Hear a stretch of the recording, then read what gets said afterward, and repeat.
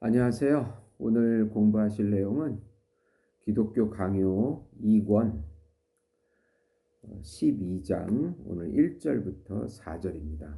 오늘 그 12장은 그리스도는 중보자의 직분을 성취하시기 위하여 사람이 되셔야 하셨음이라는 제목입니다. 전체적으로 보면 기독론의 시작이 12장부터입니다. 12, 13, 14장이 그리스도의 인격에 대해서 그리스도가 누구신가에 대해서 말씀하는 장이고, 그리고 15, 16장이 그리스도의 사역, 그리스도의 그 전 생애와 삼중직에 대해서 말씀하시는 부분이고, 마지막 17장이 그리스도의 그 효력, 가치, 의, 속죄에 대한 부분이 바로 마지막 장입니다. 그래서 기독론은 그리스도의 인격, 그리스도의 사역, 그리스도의 효력, 가치, 그것이 바로 기독론의 내용이 되겠습니다. 오늘 그 12장에서 이제 그리스도의 그 인격에 대해서 공부를 하는데, 1절에 보시면 신인 양성의 중보의 필연성이라는 제목입니다. 그러니까 완전한 하나님이시고 완전한 인간이신 그분이 중보자로서 이제 이 땅에 오셨다. 그런데 이것이 인간적인 그 요구가 아니고 인간의 인간이 요청해서 인간이 뭘 해가지고 그렇게 필연적으로 된 것이 아니고 바로 하나님의 구원 협약, 구원 작정, 창세전에 하나님 삼위 하나님의 구원 협약에 의해서 이루어진 것이다. 네, 그렇게 칼빈은 말씀하고 있습니다. 그러니까 하나님의 절대성이다. 하나님의 뜻하신 바대로 된 것이고 하나님의 기뻐하신 뜻대로, 하나님의 기쁘신 뜻대로 성육신이 이루어진 것이지, 인간이 요청을 해서 인간의 어떤 부족을 채우기 위해서 이렇게 된 것이 아니고 전적으로 하나님의 절대 주권이다. 이 땅에 오실 중보자는 참 하나님이시며 참 사람이셔야 합니다. 이는 삼위일체 하나님이 창세 전에 구속자를 성자로, 구속의 방식을 대속으로, 구속 백성을 택함 받은 백성으로 정하셨음을 따른 것입니다. 이 구원 협약, 구원 이 작정이 구약시대 체결된 모든 은혜 언약과 중보자 그리스도가 친히 당사자와 보증이 되셔서 그것들을 성취하신 새 언약의 영원한 기초라고 여겨져야 된다. 하나님의 뜻이다. 하나님의 의도다. 하나님의 주권이다. 그것을 지금 칼빈은 강조하고 있는 것입니다. 따라서 하나님의 아들이 우리를 위하여 임마누엘, 즉 우리와 함께 계시는 하나님이 되셔야 했다. 이제 이사야 7장 14절에 그러므로 주께서 친히 징조를 너희에게 주실 것이라. 보라, 처녀가 잉태하여 아들을 낳을 것이니 그의 이름을 임마누엘이라 하리라. 이것을 인용한 것이 마태복음 1장 23절인데, 보라, 처녀가 잉태하여 아들을 낳을 것이요 그의 이름은 임마누엘이라 하라 하셨으니 이를 번역한즉 하나님이 우리와 함께 계시다 함이라. 실로 이 법칙에 따라서 그의 신성과 사람의 본성이 상호적 결합 가운데 서로 견고해진 것이다. 이는 신자가 그리스도의 신성을 취해서 신이 된다는 식의 어떤 신화, 신비주의가 아니고 그리스도의 의의 전가로 그리스도와 하나가 되는 연합의 법정적 은혜를 지칭한다. 그러니까 예수님이 자신의 존재, 자신을 주시는 의, 그래서 우리와 연합이 되는 것이지, 우리가 윤리적으로 모방을 하거나 어떤 모범을 따라가거나 어떤 신비주의가 돼서 우리가 신성을 본성을 무슨 취하거나 이런 것이 아니고, 네, 그런 뜻이 아니라는 것입니다. 네. 그래서 그 우리와 함께 하시는 그 방식은 바로 성령을 부어 주시는 것이다. 성령을 우리에게 부어 주셔서 예수님과 연합되어서 예수님을 누리는 방식이다. 그게 의의 전가 방식이다. 그래서 우리 개혁주의에서 가장 중요한 것은 의가 전가되는 것. 그것이 네, 아주 중요하다고 칼빈은 말하고 있는 것입니다. 네.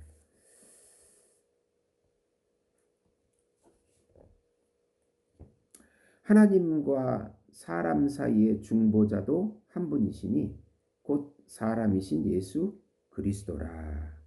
그렇게 말씀하고 있습니다. 네.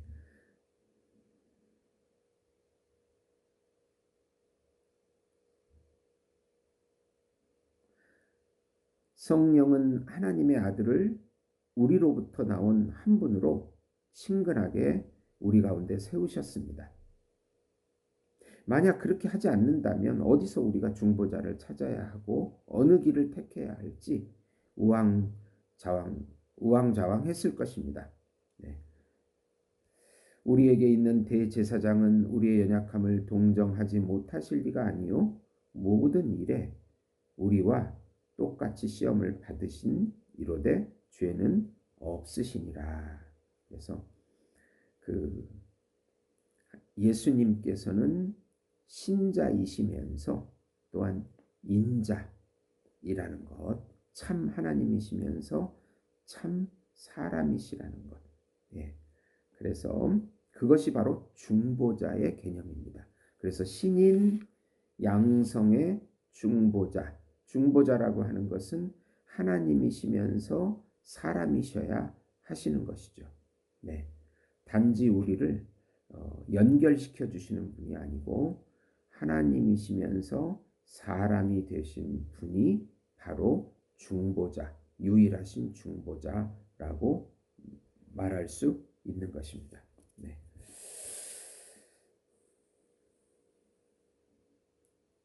2절 보시면 우리의 것을 취하시고 자기의 것을 우리의 것으로 삼으심. 중보자의 직무는 사람의 아들로부터 하나님의 아들을, 또 그리고 게헨나의 상속자들로부터 천국의 상속자들을 만드는 것이었다. 하나님의 아들 자신이 사람의 아들이 되셔서 우리의 것을 취하심으로 자기의 것을 우리에게 옮기시고 본성상 자기에 속한 것을 은혜로 우리의 것으로 삼아 주시지 않았다면 과연 누가 이 일을 할 수 있었겠는가? 아까도 말씀드렸지만은 우리가 예수님의 의를 전가받을 때 우리가 신성을 갖는 것이 아니고 예수님의 신성을 받는 것이 아니고 하나님이 되는 것이 아니고 이것은 신화가 되는 것이 아니고 은혜를 누리는 것이다. 성령을 통해서 예수님의 은혜를 누리는 것이다. 네, 그 점이 우리가 생각해야 할 부분입니다. 그는 자기에게 고유한 것을 우리에게 주시기 위해서 그리고 하나님의 아들이자 사람의 아들로서 자기가 우리와 같아지기 위해서 우리의 고유한 본성을 취하신 것입니다. 이렇듯 그는 내가 내 아버지 곧 너희 아버지 내 하나님 곧 너희 하나님께 올라간다고 바로 요한복음 20장 17절에 말씀하고 있는 것입니다. 네. 이러한 이유로 우리의 중보자가 되실 분은 무엇보다 마땅히 참 하나님이시며 참 사람이셔야 했다. 죽음을 삼키는 것은 그에게 속하였다. 생명이 아니라면 누가 이를 행할 수 있었겠는가? 죄를 이기는 것은 그에게 속하였다. 의 자체가 아니라면 누가 이를 행할 수 있겠는가? 세상과 공중의 권세를 잡은 자를 무너뜨리는 것은 그에게 속하였다. 그래서 에베소서 2장 2절에 보시면 그때 너희는 그 가운데 행하여 이 세상 풍조를 따르고 공중의 권세 잡은 자를 따랐으니 곧 지금 불순종의 아들들 가운데 역사하는 영이라. 세상과 공중보다 더 뛰어난 능력이 없다면 누가 이를 행할 수 있었겠는가? 그런데 하나님의 수중이 아니라면 누구의 수중에 생명과 의 그리고 하늘의 권세와 권능이 있겠는가? 그러므로 가장 자비로우신 하나님이 우리가 구원받기를 원하셔서 독생자의 인격 안에서 자기 자신을 우리의 구속주로 삼으신 것이다. 로마서 5장 8절 보시면 우리가 아직 죄인 되었을 때 그리스도께서 우리를 위하여 죽으심으로 하나님께서 우리에 대한 자기의 사랑을 확증하셨느니라. 네, 그렇게 말씀하고 있는 것입니다. 하나님은 삼위일체이심으로 아버지는 아들을 주심으로 자기 자신을 주셨다. 그리하여 아들의 인격 안에서 자기 자신을 구속주로 삼으셨다. 이 일이 성령의 역사로 아들 안에서 아버지의 택함을 받은 백성에게 일어났다. 이렇듯 구원은 삼위일체 하나님의 고유한 일이다. 그렇게 말씀하고 있는 것입니다. 이제 3절인데요. 인성을 따라서는 죽음을 죽으시고 신성을 따라서는 죽음을 죽이심이라는 내용입니다. 우리가 하나님과의 화목에 이르기 위해서 고려해야 할 둘째 사항은 자기의 불순종으로 말미암아 타락한 사람은 순종을 모욕으로 삼아 그것을 맞서야 하며 하나님의 판결을 이행해야 하며 죄를 따르는 형벌을 치러야 한다는 사실이 있다. 그러므로 우리 주님은 아담의 자리에서 하나님께 복종하기 위해 참 사람으로 나타나셨고 아담의 인격을 입으셨고 그의 이름을 취하셨다. 이는 우리의 육체를 하나님의 의로운 심판을 위한 물음의 값으로 제시하시면서 우리가 마땅히 받아야 할 죄의 값을 우리와 동일한 육체 가운데 지불하시고자 함이었다. 요컨대 하나님으로서 홀로 죽음을 겪을 수 없고 사람으로 홀로 그것을 이길 수 없기 때문에 인간의 본성에 하나님의 본성을 연합하셔서 인간의 연약함으로는 자기를 내어주사 죄를 속하고자 하셨으며 신성의 능력으로는 우리를 위해 죽음과 씨름하시면서 승리를 얻으신 것이다. 네.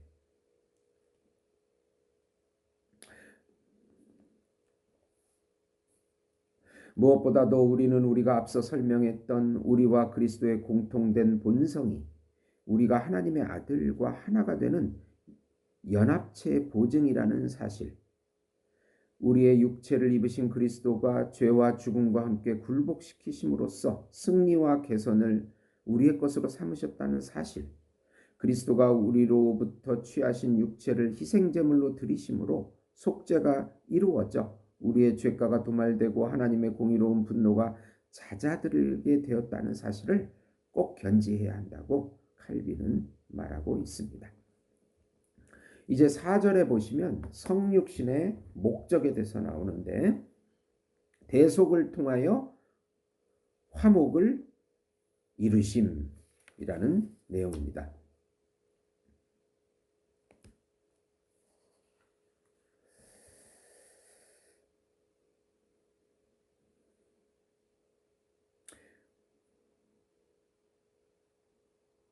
이사야에 그는 백성의 죄악 때문에 하나님의 손으로 맞으셔야 했다. 그리하여 평화의 징계가 자신 위에 머물게 되었다. 또 히브리서 9장 11, 12절에 히브리서 9장 11, 12절에 그리스도께서는 장래 좋은 일에 대해서 세상으로 오사 손으로 짓지 아니한 것을 곧 이 창조에 속하지 아니한 더 크고 온전한 장막으로 말미암아 염소와 송아지의 피로 아니하고 오직 자기 피로 영원한 속죄를 이루사 단번에 성소에 들어가셨느니라. 이렇게 말씀하고 있습니다. 이사야 53장 5, 6절에도 그가 찔림은 우리의 허물 때문이요 그가 상함은 우리의 죄악 때문이라. 그가 징계를 받음으로 우리는 평화를 누리고 그가 채찍에 맞음으로 우리는 나음을 받았도다. 우리는 나 양 같아서 그릇 행하여 각기 제 길로 갔거늘 여호와께서는 우리 모두의 죄악을 그에게 담당시키셨도다. 네, 이렇게 말씀하고 있습니다. 하나님의 작정에 따라서 그리스도 자신이 죄인들에게 도움을 베푸실 분으로 지목되셨다는 그 사실, 그게 바로 성육신의 목적인데 이것을 벗어나서 다르게 말하는 것은 다 잘못됐다고 이렇게 말하고 있는 것입니다. 말씀이 육신이 되어 요한복음 1장 14절. 네. 말씀이 육신이 되어 우리 가운데 거하심에 우리가 그 영광을 보니 아버지의 독생자의 영광이요 은혜와 진리가 충만하도다. 그리고 또 요한복음 1장 9절에서 11절 참 빛 곧 세상에 와서 각 사람에게 비추는 빛이 있었나니 그가 세상에 계셨으며 세상은 그로 말미암아 지은 바 되었으되 세상이 그를 알지 못하였고 자기 땅에 오매 자기 백성이 영접하지 아니하였으나 요한복음 3장 16절 하나님이 세상을 이처럼 사랑하사 독생자를 주셨으니 이는 그를 믿는 자마다 멸망하지 않고 영생을 얻게 하려 하심이라. 네. 요한복음 5장 25절 진실로 진실로 너희에게 이르노니 죽은 자들이 하나님의 아들의 음성을 들을 때가 오나니 곧 이때라. 듣는 자는 살아나리라. 네. 요한복음 11장 25절에 예수께서 이르시되 나는 부활이요 생명이니 나를 믿는 자는 죽어도 살겠고. 예.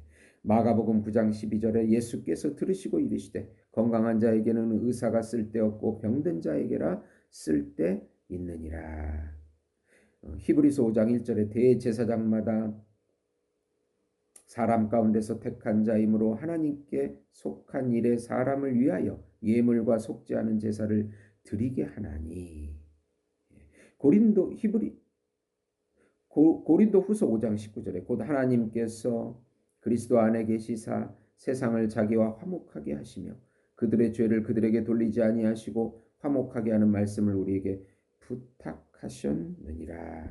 네, 이렇게 많은 구절들이 대속 성육신의 목적에 대해서 말씀하고 있는 것입니다. 그러니까 성경이 모든 곳에서 지시하는 바는 하나님의 아들이 우리의 육체를 취하기 원하셨으며 또한 아버지로부터 그러한 명령을 받아들이신 유일한 목적은 친히 희생제물이 되셔서 아버지가 우리를 너그럽게 보시도록 하는 데 있다는 것입니다. 이같이 그리스도가 고난을 받고 그의 이름으로 회개가 전파될 것을 기록하고 있는 것입니다. 나는 나의 양을 위하여 목숨을 버리노라. 이로 말미암아 아버지께서 나를 사랑하시느니라. 이 계명은 내 아버지께 받았노라. 모세가 광야에서 뱀을 든 것 같이 인자도 들려야 하리니. 요한복음 3장 14절. 또 아버지여 나를 구원하여 이때를 면하게 하여 주옵소서. 그러나 내가 이를 위하여 이때에 왔나이다. 아버지여 아들을 영화롭게 하옵소서. 요한복음 12장 27절 28절. 예, 다 말씀하고 있습니다. 그리스도는 자기가 육체를 취하신 이유가 우리의 죄들을 없애기 위해서 희생제물과 속죄제물이 되시기 위함이라고 분명하게 말씀하고 있습니다. 또 사가랴가 그리스도가 이 땅에 오신 것은 죽음의 그늘에 앉은 자에게 빛을 비추겠다고 하신 족장들과의 약속에 부합한다고 공포하고 있습니다. 우리가 이 모든 말씀이 하나님의 아들과 관련해서 선포되었다는 사실을 기억해야 하고 바울은 또 그 안에서 지혜와 지식의 모든 보화가 감춰져 있으며 그를 제외하고는 자기를 아는 것은 아무것도 없다는 것을 자랑한다고 오히려 증언하고 있습니다. 고린도전서 네, 2장 2절에 내가 너희 중에서 예수 그리스도와 그가 십자가에 못 박히신 것 외에는 아무것도 알지 아니하기로 작정하였습니다. 그러니까 성육신의 목적을 대속을 통한 화목을 이루시는 것에를 주장하지 않는 엉뚱한 말을 하는 사람들이 있는데 분명히 이것은 하나님의 영원한 구원 협약과 영원한 작정으로 이루어진 것이고 그 중보자는 참 하나님이시고 참 인간으로서 오셔서 그분의 의를 우리에게 전가하는 방식으로 우리와 화해하시고 용서하시고 구원하신다. 그렇게 말씀하고 있는 것입니다. 우리가 이 기독론을 잘 공부함으로 해서 수많은 그 이단들을 이길 수 있는 좋은 무기가 되는 것입니다. 이 부분에 대해서 확고하게 의의 전가라는 그 방식, 구원의 협약이라고 하는 영원한 작정이라는 것, 그리고 또 참 하나님이시고 참 인간이신 양성적 중보자라고 하는 것, 이런 부분들이 바로 우리 개혁주의 신학의 중요한 요체가 된다고 말씀을 드린 것입니다. 들어주셔서 감사합니다.